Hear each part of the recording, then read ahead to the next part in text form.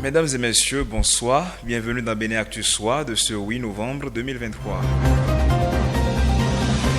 La mairie d'Abomey a reçu ce jour une délégation de la CONAFIL et des partenaires allemands. La délégation a effectué cette descente dans le cadre du suivi de la mise en œuvre des projets sur financement des fonds FADEC. Après une séance de travail avec les autorités communales à la salle de délibération de l'hôtel de ville, les partenaires ont démarré avec des cadres techniques et administratifs de la mairie la visite de terrain. La première étape est l'école de Dosweme où un module de 3 salles de classe a été réhabilité. L'équipe communale a ensuite fait une descente au CHD Goho pour la remise officielle des équipements destinés au laboratoire du centre hospitalier. Aussi, un module de 6 boutiques réalisé sur fonds FADEC au niveau du stade municipal de Vidolé a-t-il été visité. Les partenaires sont contents de cette performance de la mairie d'Abomey. Ils ont enregistré de nouvelles perspectives pour mieux impacter la commune.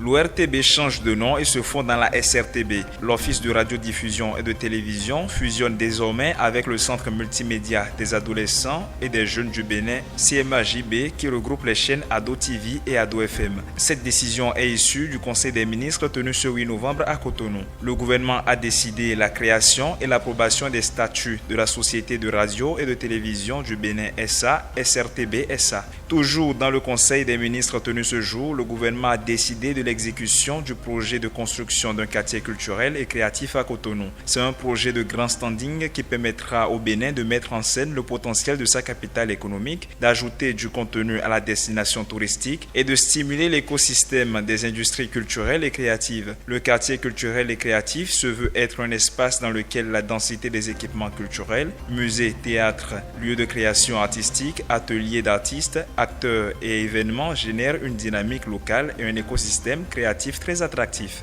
Dans le secteur de l'éducation, 417 AME de l'enseignement maternel et primaire seront déployés dans les écoles qui manquent encore d'enseignants. Le gouvernement l'a autorisé en ce jour pour combler le déficit causé par les départs à la retraite, les décès et l'augmentation du nombre de classes ouvertes en lien avec la croissance de la population scolarisée. Enfin, au titre des mesures individuelles du Conseil, l'ancien recteur de l'université d'Abomey-Calavi, Brice Saint-Saint, est nommé coordonnateur du comité ad hoc d'appui à la mise en œuvre des réformes du sous-secteur de l'enseignement supérieur. Mesdames et messieurs, c'est tout pour Bénin Actu Soir de ce 8 novembre. À demain pour un nouveau numéro de votre tranche consacrée à l'actualité dans notre pays.